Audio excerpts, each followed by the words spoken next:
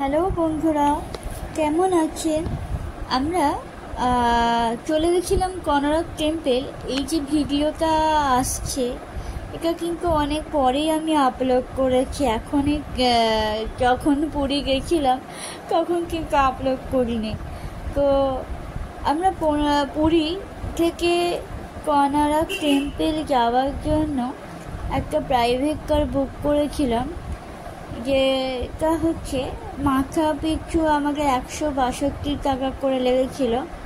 প্রায় এসি হচ্ছে 1300 টাকা আর নন এসি হচ্ছে ওই 1150 টাকা করে লাগে।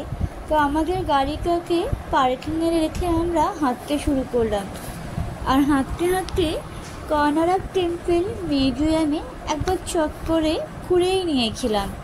তো সান টেম্পল বা সূর্য মন্দির সম্বন্ধে কিছু তথ্য জানতে পারা গেল। আর কোথায় কোথায় মানে সান টেম্পল আছে বা সূর্য মন্দির আছে ভারতে বা ভারতের বাইরে তার সম্বন্ধেও জেনে নিলাম। ভালো লাগলো মিউজিয়ামটা ঘুরতে, আমাদের সত্যি খুব ভালো লেগেছে। জানা গেল তার কিছু সম্বন্ধে, তার তথ্য আমাদের কাছে তুলে ধরলো উড়িষ্যা সরকারকে। উড়িষ্যা সরকারের এইরকম একটা উদ্যোগ খুব ভালোই। এরপর আমরা মিউজিয়াম থেকে আমরা বেরিয়ে পড়লাম। আমরা সূর্য মন্দিরের উদ্দেশ্যে, মানে কোনারক, ওই যে দেখা যাচ্ছে কোনারক টেম্পল। তো ছোটোবেলারও সূর্য মন্দিরে আমরা এসেছি ছোটোবেলায়, মানে 2-3 বছর আগে কথাও বলতে পারি। তখন আমরা আরও অক্ষত অবস্থায় দেখেছিলাম, কিন্তু এখন আজকে প্রায় সব ভেঙে যাচ্ছে। হয়তো আরও 2-3 বছর পর আসলে আরও হয়তো ভাঙাচোরা অবস্থায় আমরা দেখতে পাবো। হয়তো এটাও হতে পারে কি উড়িষ্যা গভর্নমেন্ট এটাকে অক্ষত অবস্থায় রাখার জন্যই আমাদের সিকিউরিটি ফোর্সকেও বাড়িয়ে রেখেছে। তো সূর্য মন্দিরের এই ম্যাপ দেখে আমরা এগিয়ে চলতে পারি। সূর্য মন্দিরের আশেপাশে ঘোরা বা কোথায় কী নিদর্শন আছে, ভাস্কর্য আছে, বা সূর্য মন্দিরের সম্বন্ধে অজানা যে তথ্যগুলো আছে সেই অজানা তথ্যগুলো আমরা জানতে পারি।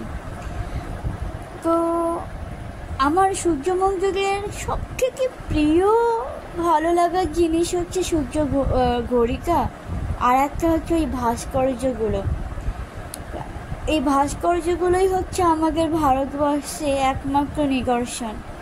আর কতদিন দেখতে পাবো জানি না, আস্তে সবই তো ভেঙে যাচ্ছে। থাক সেসব কথা, এখন পরিবেশ আগের মতোই আছে, কিন্তু গাছপালার সংখ্যা কিন্তু একটু কমেছে। কিন্তু যাই হোক, উড়িষ্যা সরকার যে কোনারক টেম্পলটাকে আগের মতোই রাখার চেষ্টা করছে সেটা একটা বলা বাহুল্য। এই কোনারক টেম্পল ঘিরে কিন্তু আমাদের ভারত সরকারের একটা বা আমাদের উড়িষ্যা গভর্নমেন্টের কিন্তু ভালোই উদ্যোগ আমি কিন্তু লক্ষ্য করেছি। কারণ আমি দেখলাম জায়গায় জায়গায় কিন্তু সিকিউরিটি আছে যেগুলোকে মেনটেন করছে, সারাক্ষণ কিন্তু তারা মেনটেন করে চলেছে। বন্ধুরা, যদি আপনাদের আমার এই ভিডিও ভালো লেগে থাকে বা যদি মনে হয় যে আরও এরকম অনেক ভিডিও আপনাদের কাছে আমি তুলে ধরতে পারি, তো তার জন্য আপনারা একটু আমার এই যে ভিডিওটি আছে সেটা একটু লাইক, কমেন্ট আর একটু শেয়ার করবেন।